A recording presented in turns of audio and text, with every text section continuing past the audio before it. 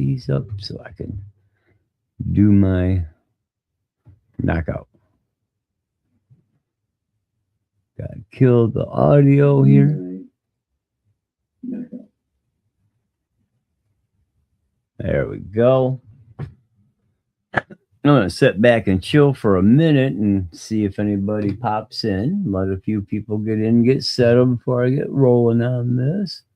Let me go ahead and do that. Bring that up to speed. That's just started. Get it straightened out. Go there, go there. All right. I think that's got it. Hello, how you doing? So I'm gonna go warm up my coffee and get another pot going here. Let a few people come in, maybe.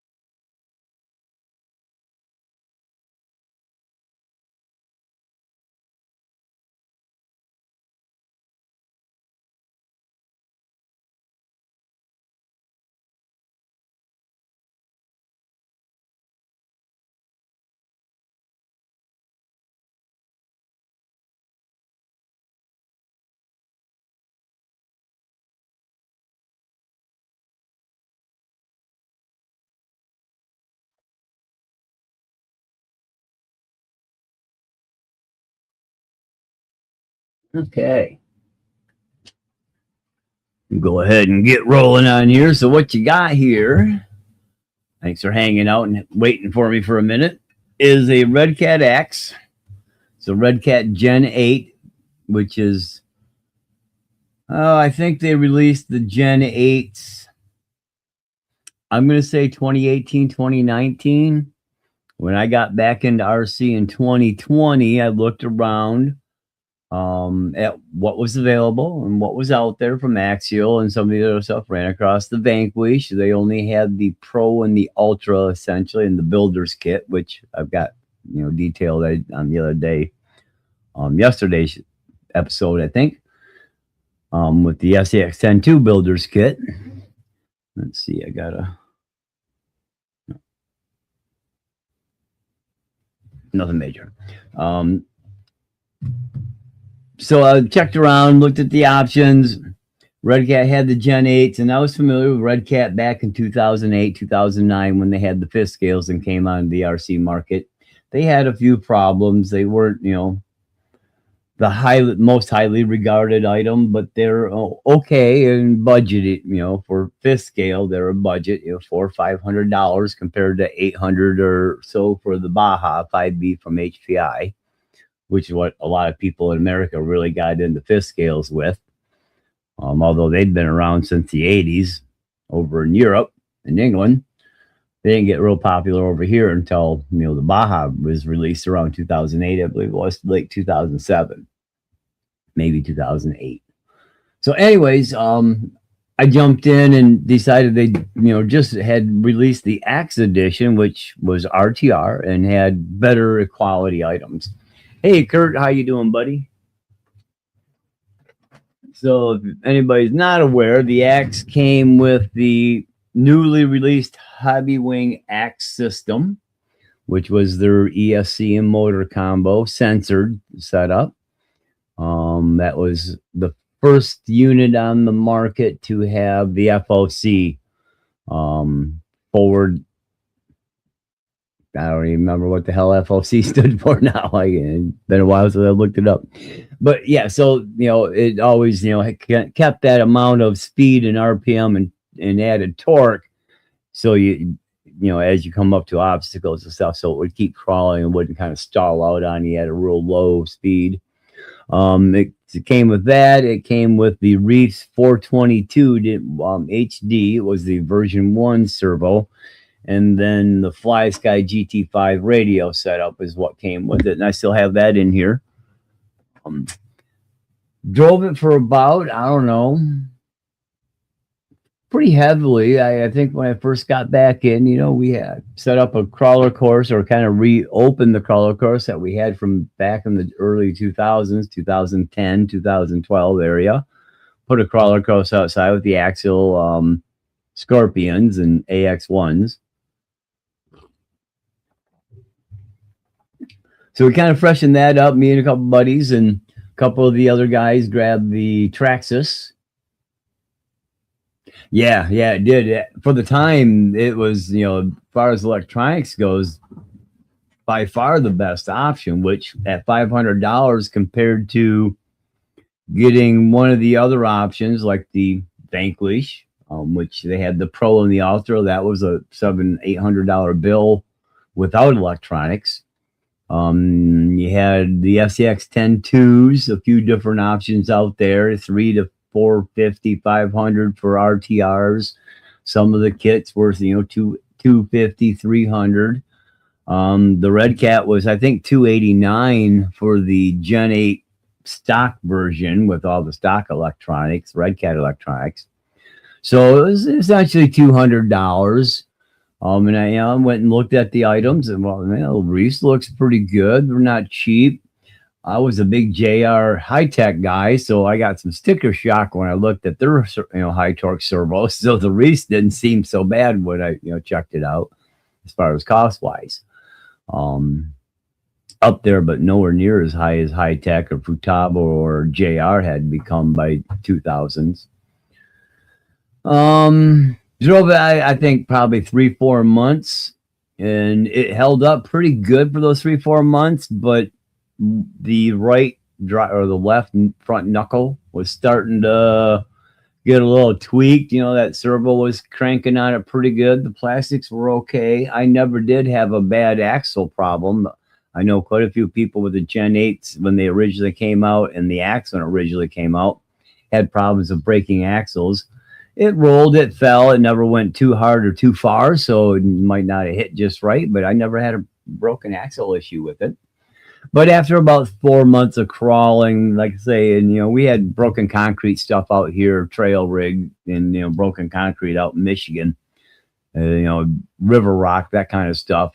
So it's pretty rough on your rigs, especially that broken concrete. It can get pretty brutal with sharp edges and, you know, pinch points and gaps everywhere.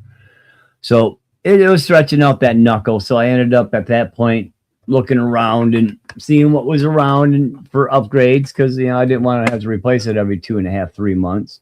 I'm going to set this off to the side a little bit. So I went ahead and looked around and I came across the Trail items. So that was my first introduction to Trail, and they had, you know, knuckles and C-hubs and, you know, a bunch of other stuff. So I'm okay, I'm going to replace the knuckles. I may as well add some C-hubs because it did pretty good, but it could have used some, you know, forward bias. It was fairly, you know, kind of top heavy. This body's really heavy. It's like 600 grams with the cage. So it's not a light body setup, even in stock mode. So I wanted to get some weight down low. So I decided, okay, I'll grab the knuckles. I needed those. I'll grab the C-hubs because they're going to be, you know, on the knuckles and add some weight. And if I had that much weight to the front, I knew it'd be pretty much. I figured I'd add the back part here. So I went ahead and bought the rears as well, as you can see here. And that was my first upgrade with this unit, was those Trail items. I think I did buy the front case at the time. And then I went out and bought an aftermarket off of Amazon rear diff cover just to add some weight.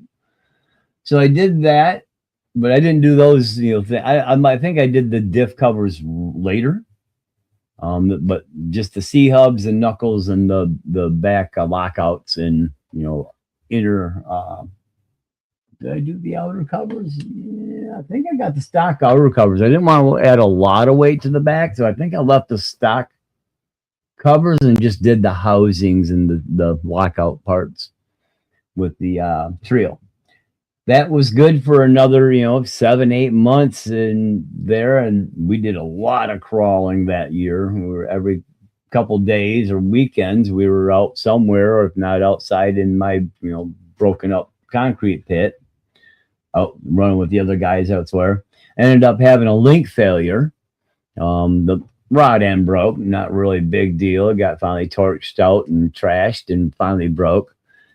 And being like we all do, I could have just put a new rod end. I had some rod ends, but okay, let me get a little bit more weight. So I checked around because it was still, you know, top heavy thing. You know, it's, again, it's a very top heavy rig.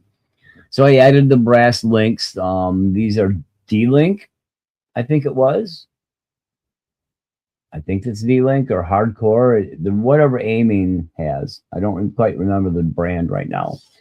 But they had the brass bottoms and Durlin uppers. Again, to try to get that strength, but also lower that COG. So I went that route with these, added those. And I think at that time is when I added the brass, you know, diff covers at that time. Bought the Trail, and I didn't want a big, fat, heavy one for the back. And I looked around and got this other no name. It might be a KYX, because I did put a lot of KYX items on here, looking around as I needed things. Actually, you know what? It wasn't either the next failure. Wasn't either the links. It was the plastic sliders. And that's when I bought these KYX metal sliders. And these actually have been pretty good. There's a couple little hang-ups here with the small little button heads on the bottom, as you can see, and get them mounted. But they actually work out pretty well. Kind of see it here on the side. Kind of sticks out here, and you know, it's nice. They're metal, got some inside plate. They look really nice, not super heavy, but fairly heavy. And at that time, I think is also when I started adding lights. This thing didn't have any lights with it. RedCat sold their light kit.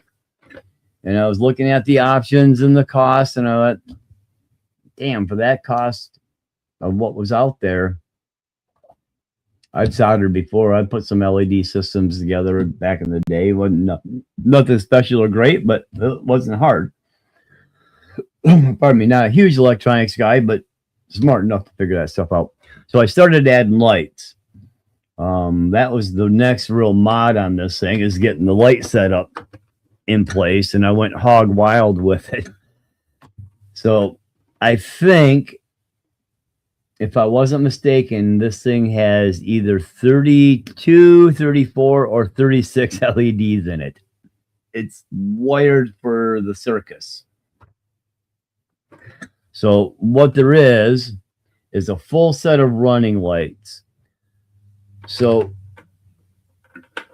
there was a company that did make some kind of light system for this.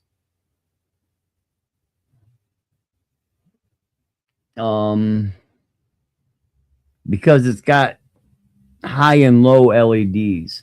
Hey, TechVolf. Yes and no.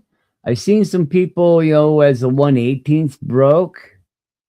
There were some people that kind of went that way, small section, but a lot of them kind of floated back to the 1/10 and then the 1/24. So that seems to be a bit bigger, especially in your colder climates, because you can take the 1/24 or 1/18 or even and have an indoor crawler course where you've got some heat and out of the elements, out of the snow, out of the wind, the rain, the ice.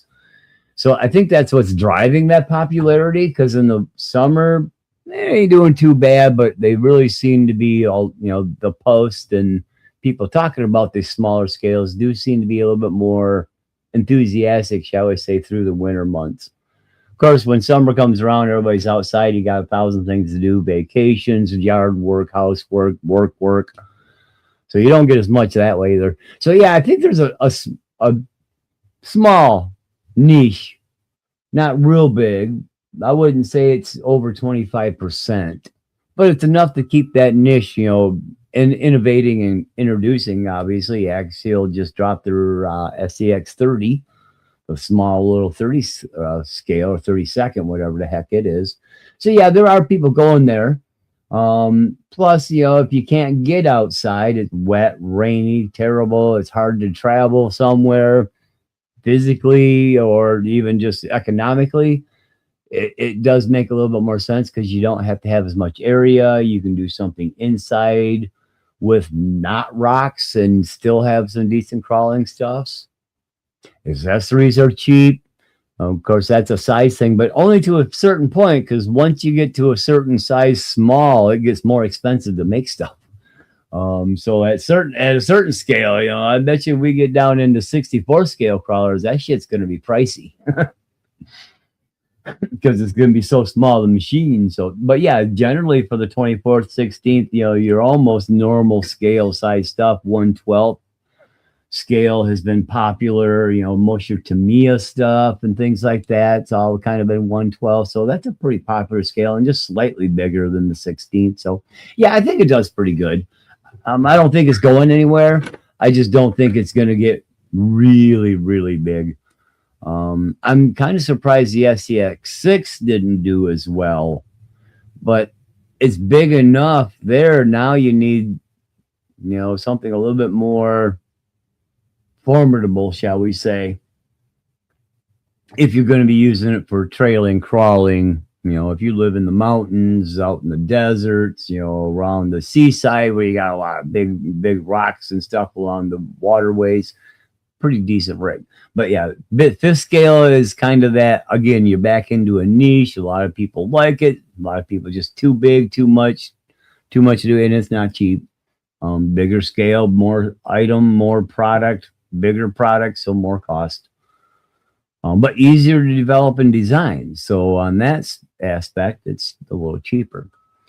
So back to the Axial. Yeah, as I was doing light setup, I think I bought some kind of. I might have bought the RedCat light setup initially, and then exploded that out with other things. I do remember I bought a bunch of LEDs off of Scamazon, and with that, I got a couple of the light controllers, and I believe that's the one I use. So let me make sure none of my wires are plugged in. Nope, I've got them all unplugged. So what I did is I wired everything up. Let me go ahead and slide this over here out of the way a bit. Pretty much most of the lights are on the lid section. Some of the lights are left on the chassis setup, and I've got a couple plugs to plug in for various lights here to go in. Let me see what that controller that is. I think this is just a cheapy, no-name knockoff controller. Yep. So for, like I said, I went kind of ape shit on lights. This actually would go up in the front here because I don't have those lights trimmed out for them at this particular point. I was going to do side reflectors, and I just never got to it. But so you got a headlight, which has actually two lights in it, 5mm LEDs. You would think so. Yeah, right. I'm wired for all sorts of satellites there, Gems. How you doing? So it's got the two lights in the headlights, 3 lights in the back. It's actually got a running light, a brake light that stays on and then gets brighter for brakes, and a reverse light. So this is part of the one kit I bought. And I say this could have been from RedCat themselves that I bought that kit. I don't quite remember. But from there, I started adding lights. I added, let's see, I got 2 lights for the back runners that are there, but they're just hanging out. I think I might not have them in there. In the front, I've got 2 LEDs over here for the orange blinkers, and seems like there was something else in here that I did. I didn't do no dash or anything like that. Oh, just the 3 lights in the back. I thought I had 4, but it's just the 3.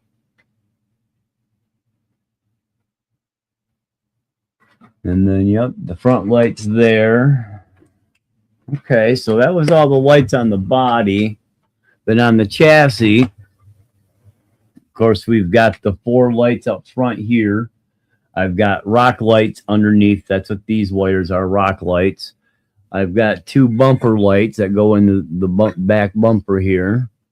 Let me actually go to this other camera, get a little bit different down angle, make it look a little farther back and easier. Oh, I guess that was the other camera. Go to the top one, then do a shot down. Yeah, there was a lot of wiring in it, and I, just tidied it up. I didn't shorten the crap. I just shortened it right down. So yeah, I've got the 2 lights in the bumper back here, as you can kind of see there, in these 2 spots. Same thing in the front. There's actually 4 lights in the front. 2 are blinkers, and then 2 are the runners. And I think that was it. So there's what? 4, 6, 8, 12, 14, 18 lights on the chassis setup. And then 6, 12,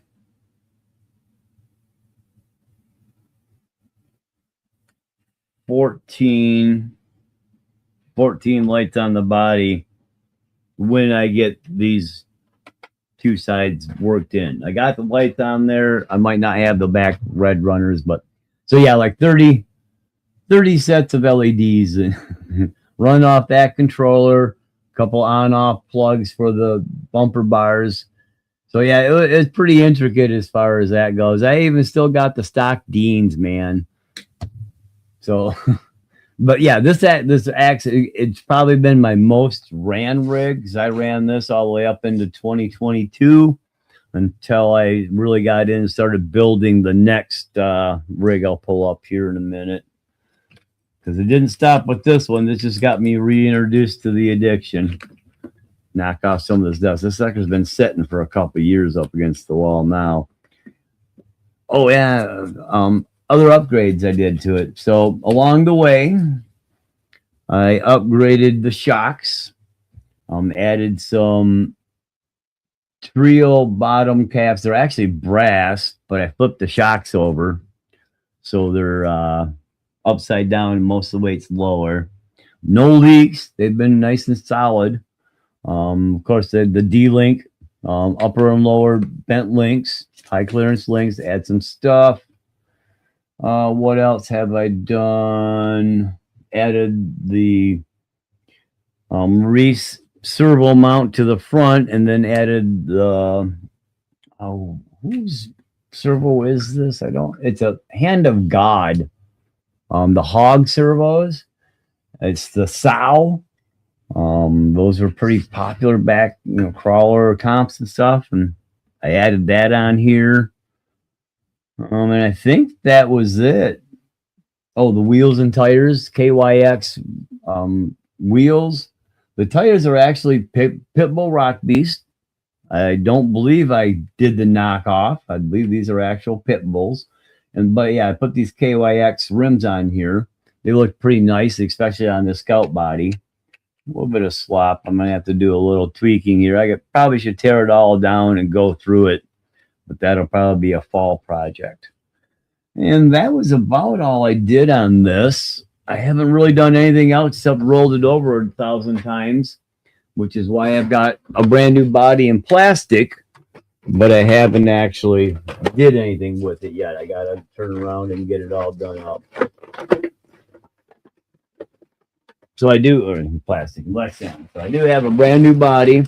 I've been looking for a new roll cage. Been trying to find one. Throw it in my coffee. Just cat hair, but I'm trying to find a new roll cage, because this one's kind of from rolling over and all the weight wonked out. I thought about doing a metal one, but I don't want to add the extra weight up high. So the next rig I'll pull out here was my first full build from a kit that I got when I got back in. Like I say, looking around, trying to find out what's out there, what are the options, what's good, what's bad, what's indifferent, quality, everything like that. I ran across SSD items and the TrailKing kit. Looking at all the options that was out there for kits, basically you had the Vanquish, they're $800, and you had the SSD TrailKing, and then there was I think Axial had a deadbolt kit maybe, or something in the SX10-2, the Honcho maybe, something that was a kit.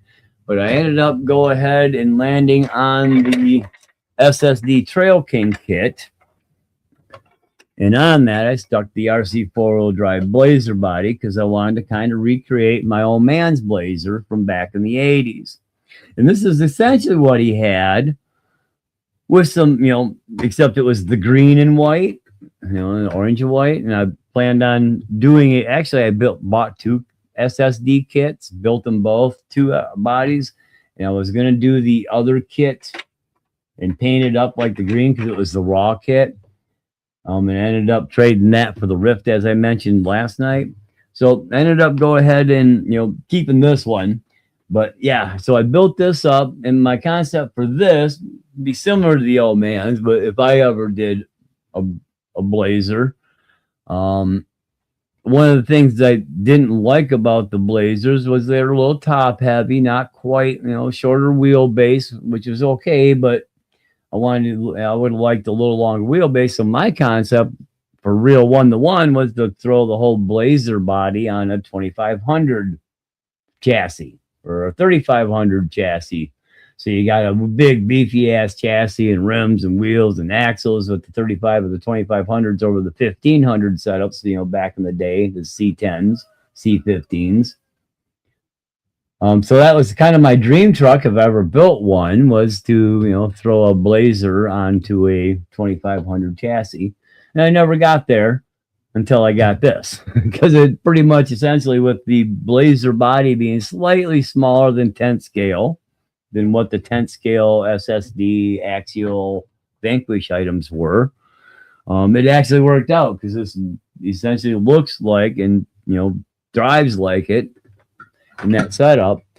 Because if you look, it's not quite centered. You know, the front end is slightly off from, you know, the wheel wells. It's close, but I had to, you know, put out some, you know, trims in the back and the front part of the body so it would miss everything. It still kind of hits here, obviously. I'm probably have to trim that some more at some point. So that was my concept, was to make it look like a redneck Blazer, and that's what I call it, a redneck Blazer. So it's pretty well balanced. Actually, I was pretty surprised at how well balanced it out, considering this body, and considering it's a hard body. I am kind of shocked at how little it actually wants to roll over when it's cranked on the side, because it can get pretty sideways before it wants to fall. So a little bit different taking this body off, because it's, you know, hard body, hard mounts, but I didn't use their mounts per se, except for the two spots here in the back. I don't know if I can get an angle in here where you can see it with the tire. Not really. So these two, you know, I was able to match those two up. Those are two stock body hole locations. So I was able to get those in place and actually get it to mount on the back there, which was nice and easy. No real custom fab, except for how I mounted the body post. So they got there. And on the front, I'll show you what I did here. I'll pop these off. Now I need to pull out my driver. Spin this back. Actually, here, I can do it this way. Take it back a little bit, but then I'll go like this, because I got that other camera. Let me swap cameras real quick. And we'll come to this one. Dusty. So you can kind of see right here, and the two heads right here. Oh, right there, and right there in this black plate is how it's kind of up over that. So I just actually, what I did is created a pinch point, and yeah, use that black plate to turn around and pinch the front of the body down. So go ahead, pop the body out. So I don't have to take these all the way out. I do have to lift. Well, actually, I do have to take one of them all the way out, but they do have to come out. And I got them, you know, pretty, I think 12 millimeter bolts in there. I had button heads, but I went ahead and put some cap screws just so it's a little bit tighter, a little bit easier, less worry about it stripping out and blah, blah, blah. So it does take a minute to get the body on and off, but I don't need to take the body off to swap the battery out. And then, like I say, it's got a little pressure, so it actually pinches down a little bit. Oh, yeah, got the nut that fell off, which is all right.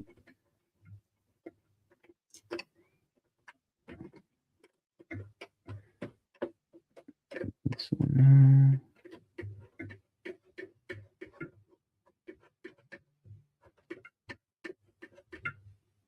Yeah, it must be another nut on top. No, I just got a long ass screw in there. There we go. So those actually go all the way through my little front bumper setup.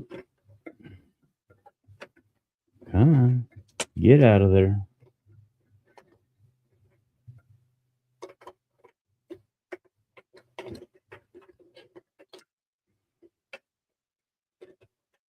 Pain in the ass because I drilled them out. So I can get the bolt all the way through, and it pinches a little bit. So yeah, just a little, piece of metal that's, got a little U on it. Let's see, where is it? Oh, that's right, I'm down here on the wrong camera.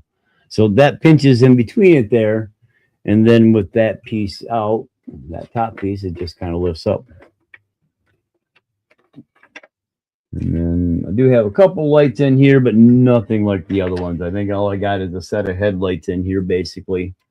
So pretty much it's a, the body is pretty much stock. I did add CC hand rear cage, and then CC hand front and rear bumpers and sliders to the kit. Kind of a whole package. They're all the same, type of CC hand bumper or slider or whatever. So with this rig being the TrailKing, of course, it's got the really nice scale tranny and the motor, which this is dusty as all hell too, because this one's sitting over here in the corner, and I'm a smoker, and that don't help.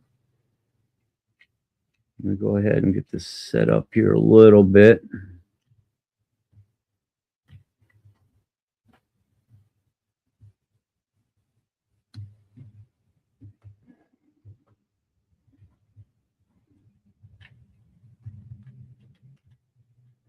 Come on.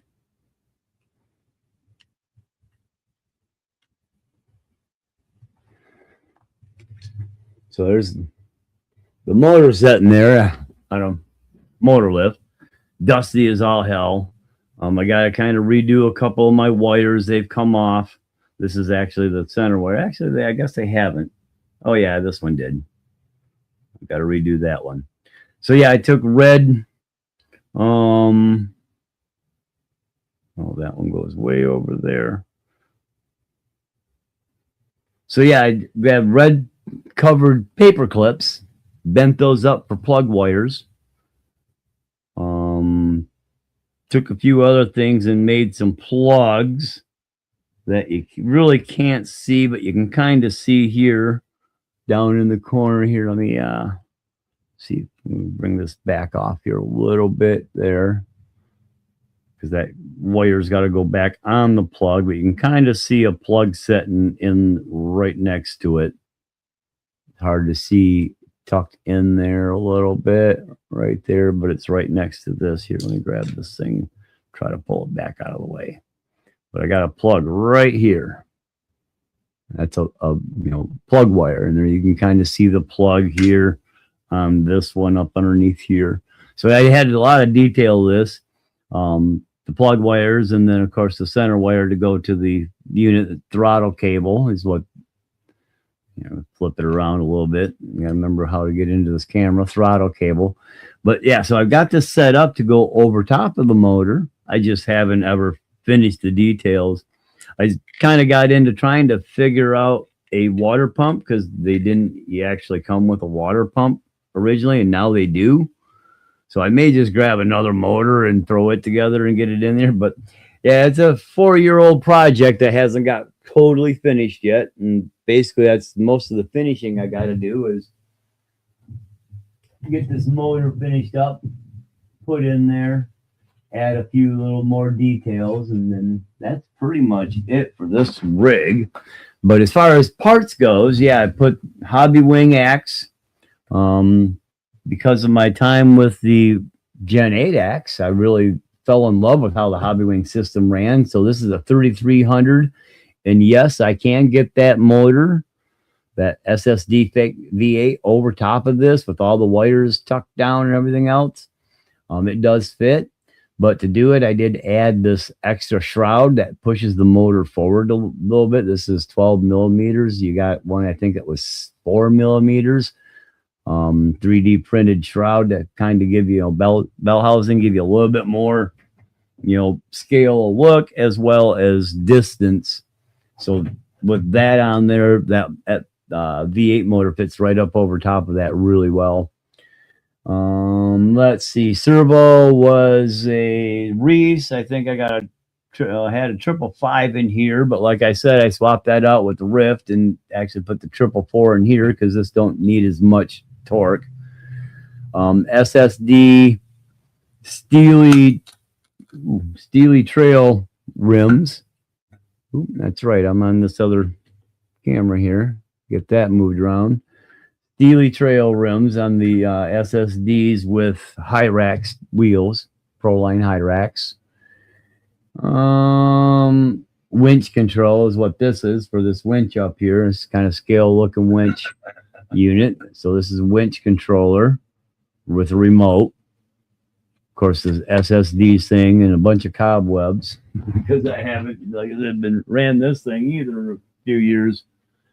Once I got back to work steady, I was so busy I didn't have too much time anymore. By the time I got home and all the things I had to do home, my running time was limited compared to what it was when COVID was around and nobody could work.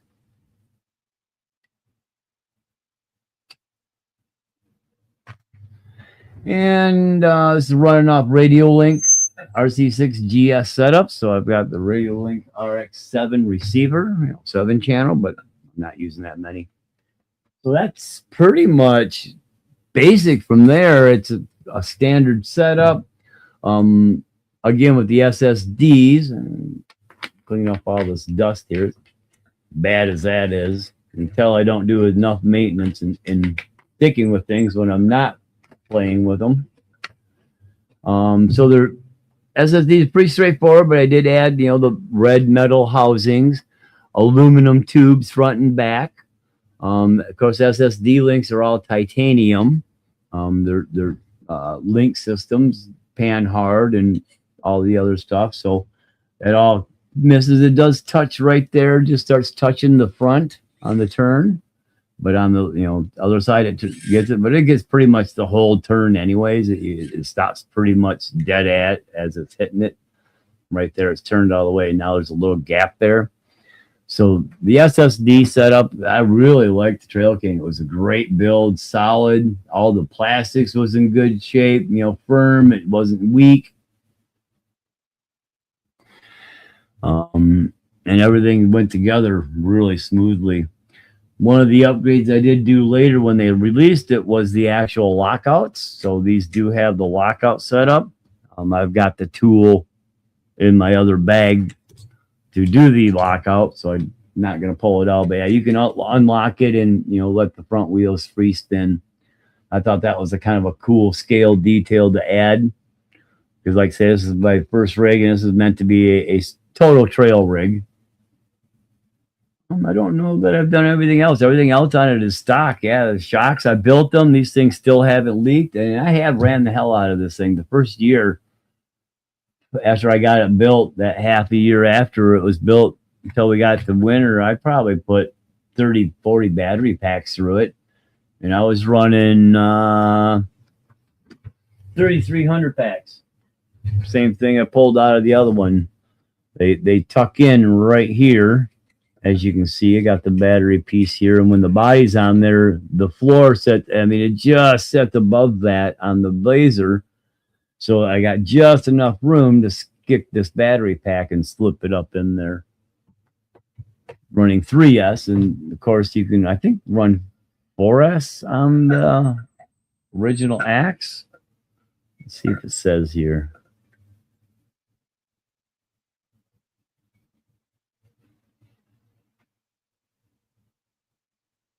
Well, it looks like 2 and 3S only there, maybe. Get a little better light on it.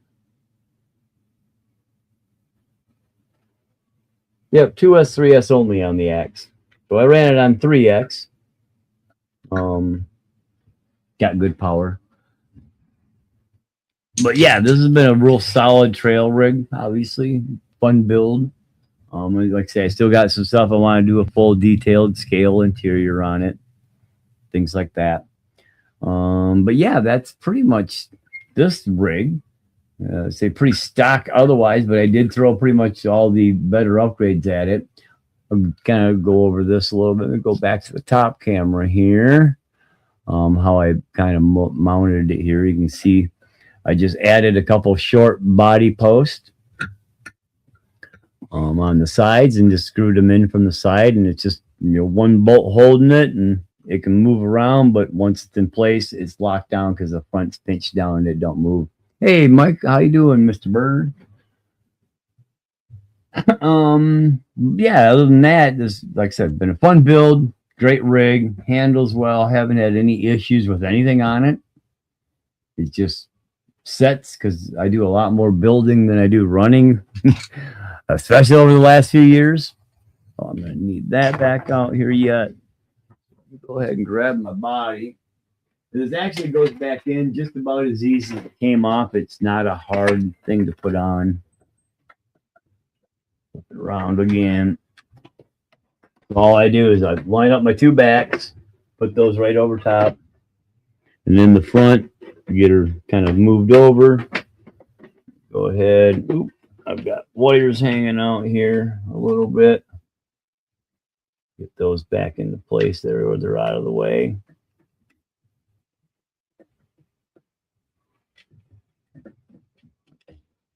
So yeah, you just got to line the back two posts up. I'll go ahead and stick my pins in it.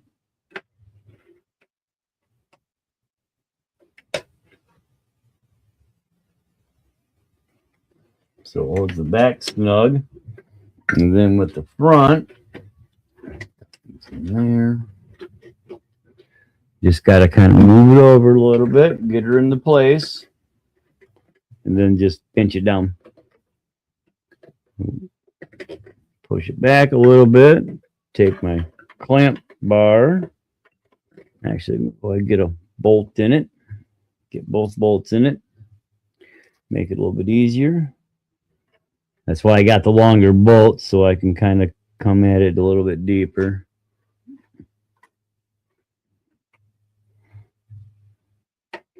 Go ahead and set that one in place, get it down into the hole a little bit. Same thing with this one, get it in place, get it down into the hole a little bit. Oop. Get that down far enough that the body's down though. Yeah, little trick, but not too bad.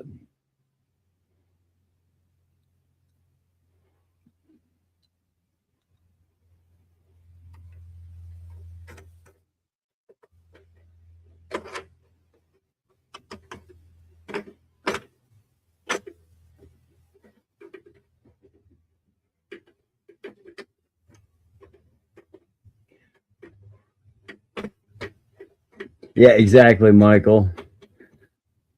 Winter sucks, and after having frostbite half a dozen times where I, had nerve damage, luckily I've still got all my digits, but yeah, it sucks being outside in the cold, and I love the winter, but I just can't handle the winter anymore. It kills me. It's literally brutal. I have problems when it's like 55 degrees. It gets to be too cold, especially if it's damp out. 55 and damp, my fingers quit working and it's all over but the crying, literally, because if I get too cold, I get the pins and needles, and if I get it too bad, man, that burns. It hurts. I had pins and needles, the worst frostbite situation I had. I probably had 45 minutes, 55 minutes almost of the intense, that burning pins and needles feeling. Come on, get in there. This one, I have to run a drill through this hole again just to kind of get it a little bit wider so it goes in there better. This one's always been a little pain in the ass.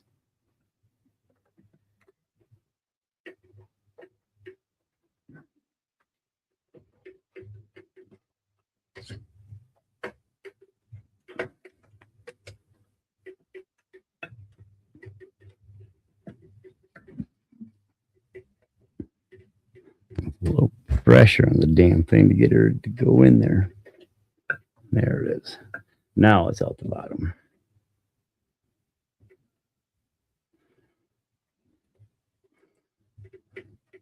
Drill that out a little bit so it's a little bit bigger, makes it a little bit faster. Don't want it too tight. 'Cause like I said, it kind of pinches things in place. That one kind of screws down a little bit as it goes down. So, my last couple builds have been Vanquish stuff, which has always been nice. I kind of wish I would have went ahead and bought one of the Vanquish Pros or Ultras back in the day, but I never did. I've always built Axial stuff. They've been good. The SSD was good. And those are out of the kit build setup. Those are the only three I've dealt with since I got back in. Back in the day, it was the SEX10 Scorpion or AX10 Scorpion, actually.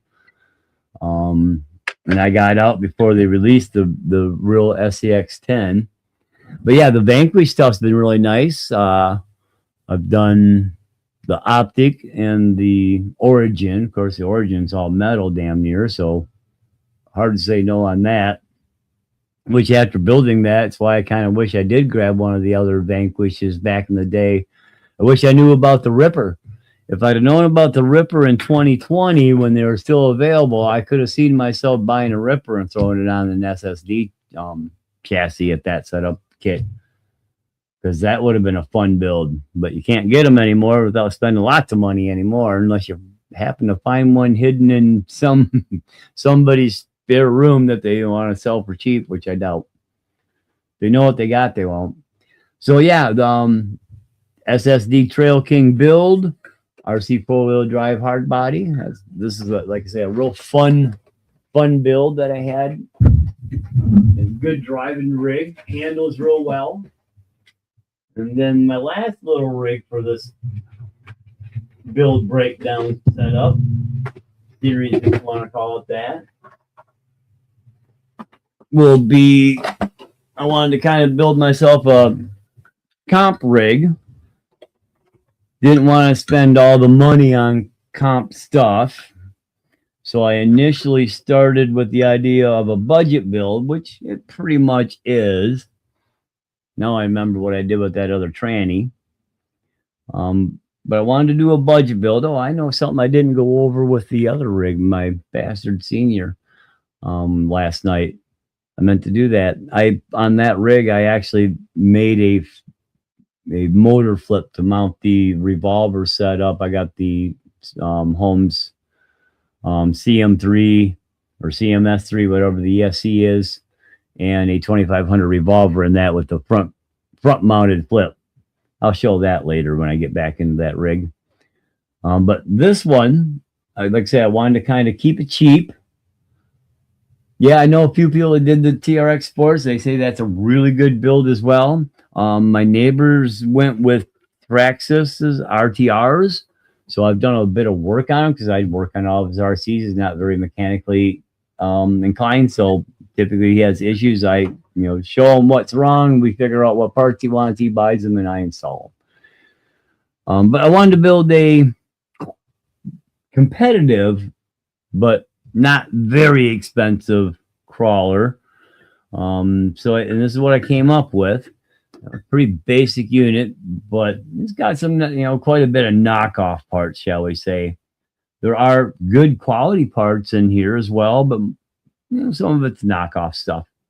So for instance, the chassis, I mentioned this last night. The chassis setup is a knockoff version of a Japanese design chassis, LCG chassis called, I think they called it the Ninja. It's got to be a floppy there. Let me spin it back. Oh, I see why.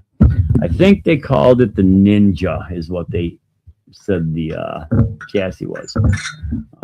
This one, I was looking around at all the options and all the companies here in the States, and I'm thinking, dang, that's a lot of money for these, small carbon fiber chassis. And I get it, carbon fiber is good, but it ain't that much. No offense to any of the people designing these things, but this ain't rocket science. Although some of them want to charge like it is. So I was looking, I'm like, yeah, it's more than I want to spend. I don't want to spend that much, looking through Amazon. And I ran across this chassis, which I'd never seen anything like it. I took about 2 months and researched and looked, because I'm not let's support the cheap, stolen ideas out of China. I'm not that guy. So I looked everywhere. I didn't see nothing about this particular looking chassis. I checked all the crawler stuff that I could find in 2021. Everything that I could come across to try to find out if this a knockoff, and I couldn't see anything. I couldn't find anything. So, wow, man, the needle in the haystack, a Chinese company that actually made their own thing. So I went ahead and bought it, and about 5 months later, I found out it was a knockoff. But the chassis itself, carbon fiber setup, come with the center plate, the center post, side pieces here, just the chassis rail, basic setup. I think it was like $55. It wasn't that bad. Like I said, I did want to try to stay budget, if you will, as much as I could, anyways. So that was $55. For the Bastard senior build, I did the 2 trannies in the one and making it counter rotating shaft with dig.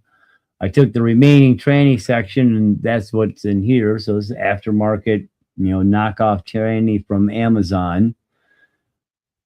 I bought this front motor mount setup for this one, made for these 3-gear trannies. I think this is Team Brood. Correct me if I'm wrong, but I think this was a Team Brood motor setup. So I bought that and adapted it on. With this one, I actually picked up a AM32 cheapy ESC and a Surpass Hobby drone motor that had a 5mm shaft that I ended up putting to a battery and holding the motor side so the armature side spun. Well, yeah, locking it down so the armature would spin, getting it all set up, and whittled that down to 3.5, 3.167 mil, whatever it is for the smaller pinions. So I had to do a little modification on the shaft on this deal, but man, this thing does turn really slow for this Surpass Hobby unit. And I think that's the Surpass Hobby's AM32 setup. Typical setup there for 3-gear SSD. This is where I started going back into putting some money into it. SSD axles front and back, not diamonds, the Pro 44 axles. SSD links front and back. SSD steering and panhard, or no panhard on this one, but steering and oh, sorry, there is 2. My bad. Yes, panhard. Because it's just the 3-link up front. And I think that's the only one that might not be the SSD, is that top link right there. Well, these aren't SSD. These are a knockoff because these are double bends on the back and the front. Well, no, a single bend on the back, but the front's got the double bend in it. So these might be a knockoff link setup. I don't quite remember.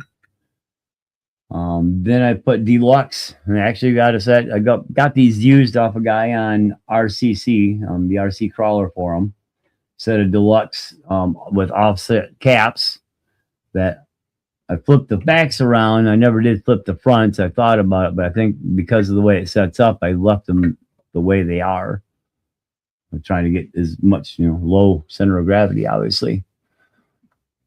9 iMod 45 kg steering servo. So that was where the budget was mostly in the electronic side, tranny.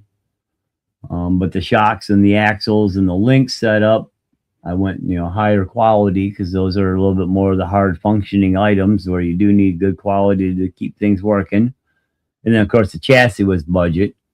The body is budget. It's a knockoff of the Anvil body or whatever body it is from Proline. But this is a cheap copy, but it's actually really thick. Really stiff back here. You can see I'm pushing it. It's a inexpensive but solid body. And how I mounted it, as you see, I got a couple cable straps.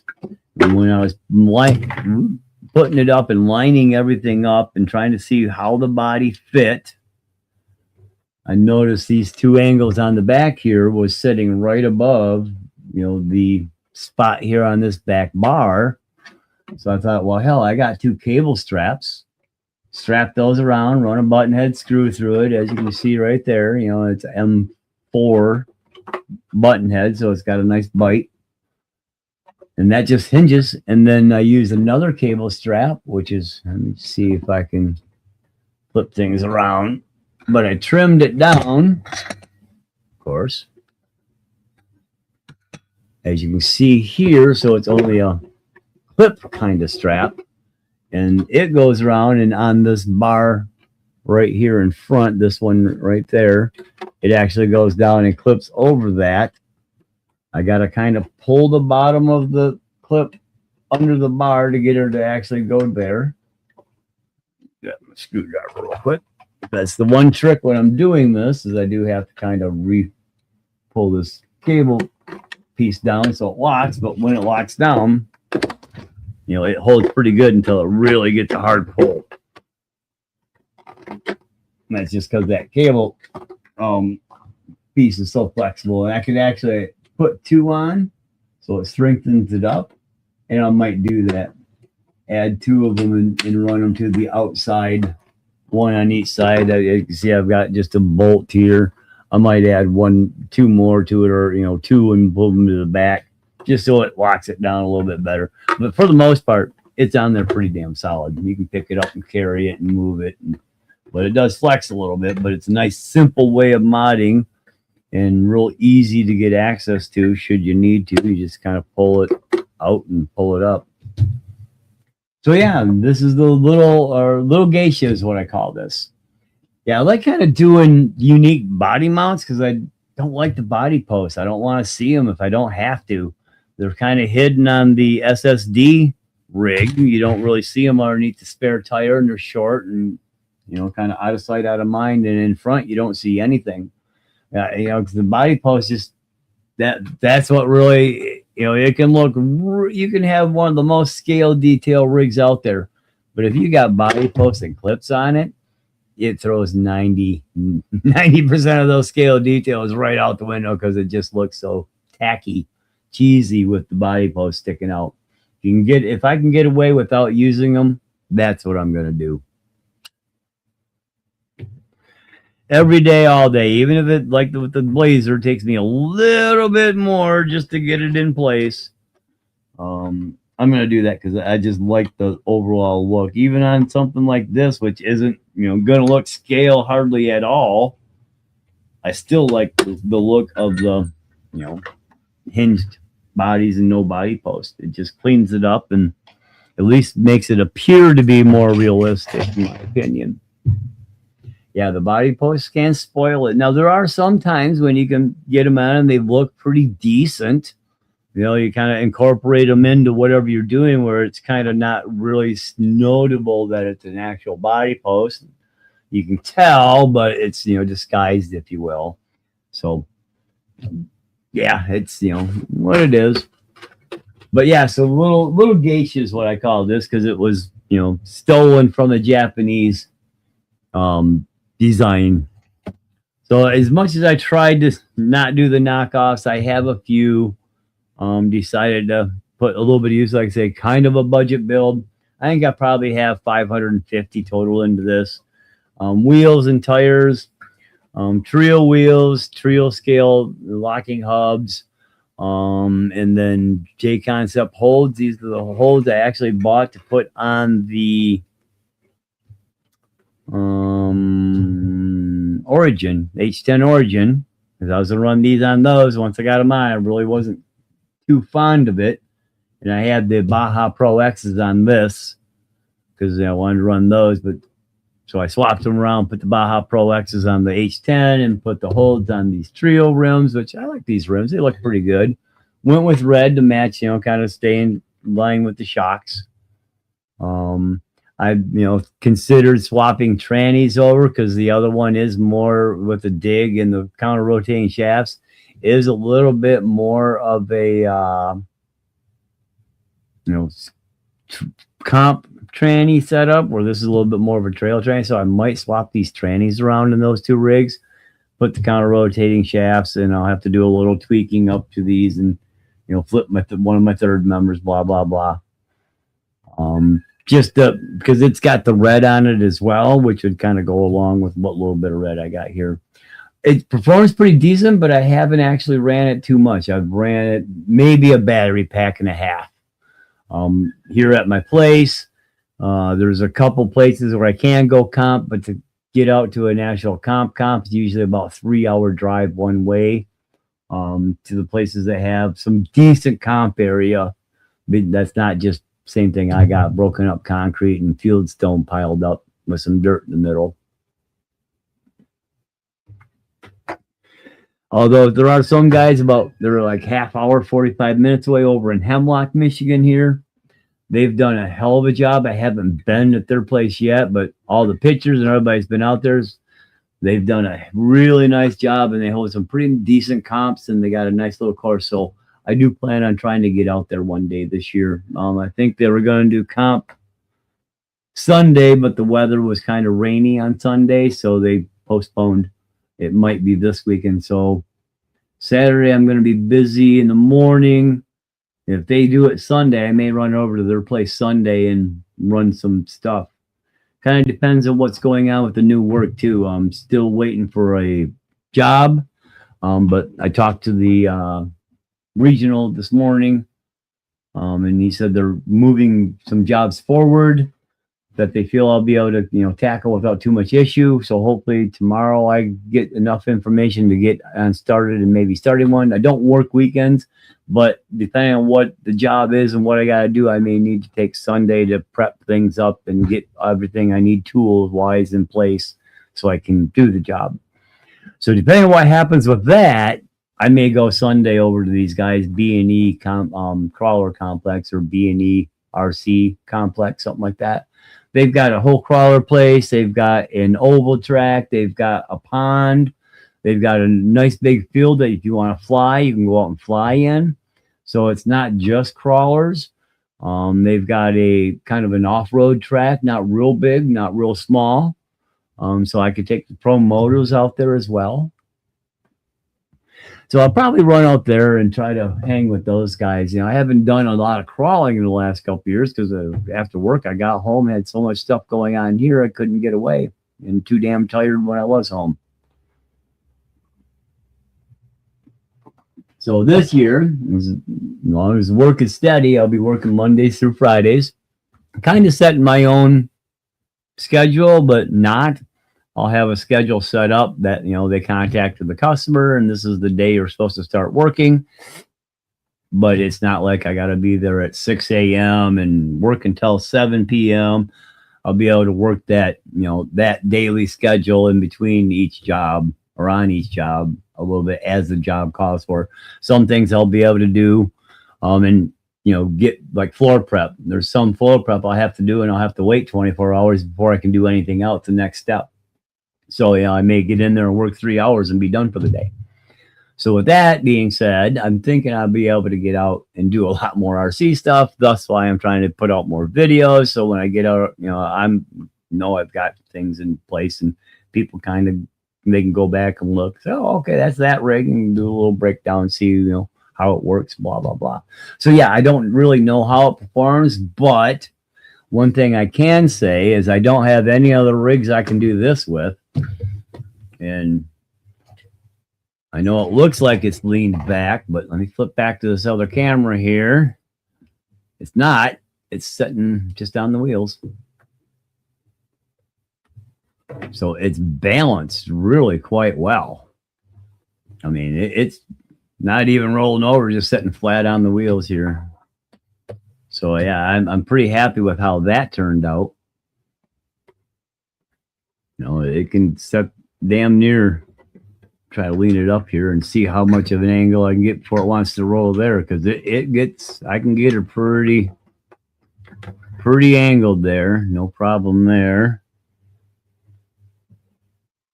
No problem there. Pushing that back a little bit.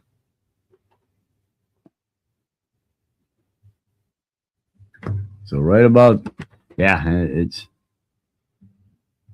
can get a pretty good angle on it before it wants to tip over.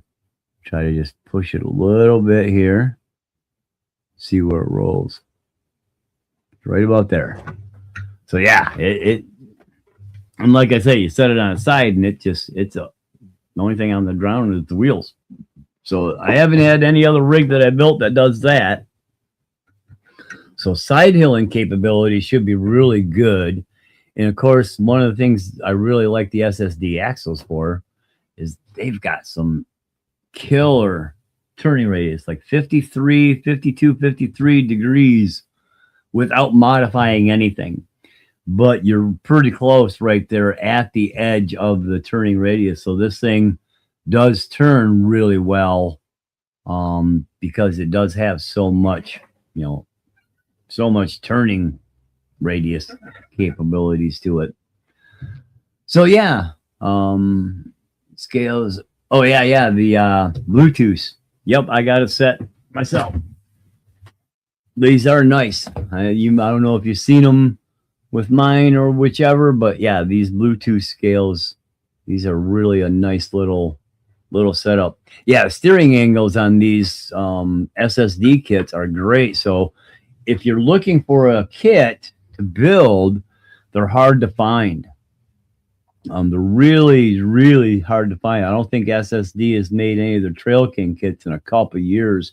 You'll probably find some in some smaller hobby shops sitting back in the corner with some dust on it by now. But if you can find one, they were like $369, a little bit more pricey than some of the kits, but not as pricey as the Vanquish Ultra or Pro was at the time. Those are, like I said, they were $800, but they had aluminum axle housings and a bunch of other stuff with them as well. Aluminum tranny case, 3-gear trannies back then. So yeah, they were a nice kit. Oh yeah, there are some other items on here I can kind of show. A little bit of tweak setup that I actually had to do. One of the things here is this, I think it's Fish RC 3D printed 4-link mount or panhard mount.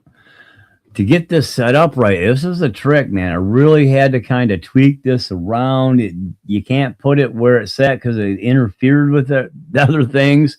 You can see on the front here, I mean, it's tight up here. That panhard is really snug. And to get it right, like I say, I had to do a lot of tweaking to make this work right, to get it into place, so I could actually make it work and get full range and no bump steer. I mean, there was literally 0 bump steer out of this at all. So it took a while to get it set up, and to do that, I had to take this mount, which would normally be going straight down, get it cranked around, get one bolt in it there, and then I had to use another bolt up here to actually pinch it into place between it and the chassis rail, because I don't have anything I can run the bolt through except for the panhard mount. But that locked it into place, so it was easy to go. Yeah, these wheels were Trail. I've seen where some people have broken these on a hard hit on the side. Each spot here where it's milled together and the whole thing's milled out. It's really thin. They got real tight corners, very little radius on the spokes, so it's kind of weak there. And I've seen a couple people with these particular rims have the whole centerpiece pop off because it's broken at every spoke. The whole spoke come right off the wheel, so they didn't have quite enough metal left on the inside to really kind of beef it up. If they put some small radius on those and didn't cut them quite so sharp, they'd probably be less likely to crack. But that's probably when I bought them, that's why they were so cheap. I think I paid $38.99 on Amazon for all 4 of these Trail wheels. And I got them right off the Amazon Trail store, so they are actual Trail items. But yeah, I think that's probably why they discontinued them or don't make this anymore. Is because they did get a hard hit and that rim can break. Other than that, there was a couple of other things I did on the Axe because that had terrible bump steer out of the box. If anybody's ever bought a Gen 8 or has a Gen 8, you know that bump steer is pretty significant. It's like the panhard mount was the last thing they added to the design, which it should have been the first thing they added to the design from the chassis to the front axle.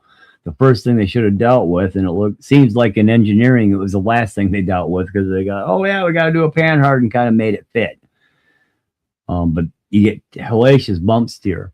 It took me a lot of work, and I was able to tweak a bunch of things on the RedCat X, Gen 8 X, to get it to where basically no bump steer now.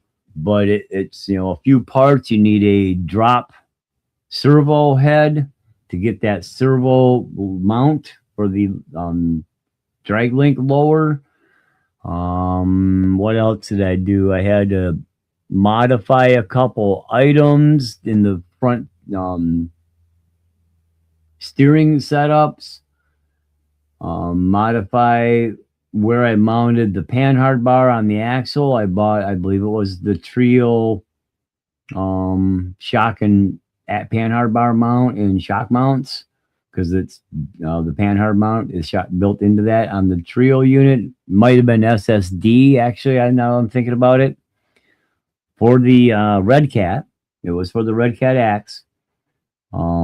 It basically relocated your panhard mount, and they also have somebody else has a panhard mount which also relocates the chassis side of the panhard on the RedCat X.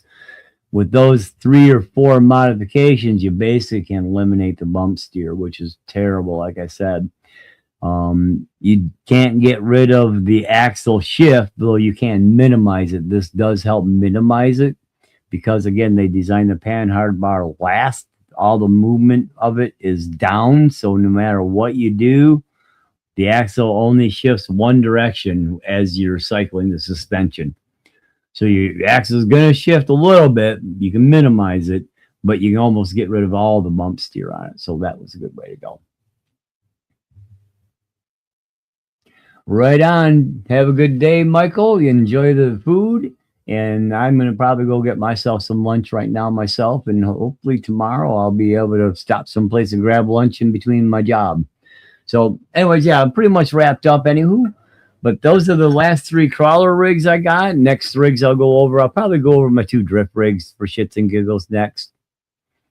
Get those up out of the way. I kind of only drove those a couple of times. Again, 3-hour drive to get to anywhere where somebody's drifting, and 3-hour one way is a ways to drive to go play for a couple hours, especially when I've got so much other shit on the plate. So anyways, you guys, thanks for hanging out. Appreciate you stopping in and checking out what's going on. Hit the like, share, subscribe button, and everybody have a great day. I'll talk to you all later and catch you on the flip flop, no doubt. Ciao.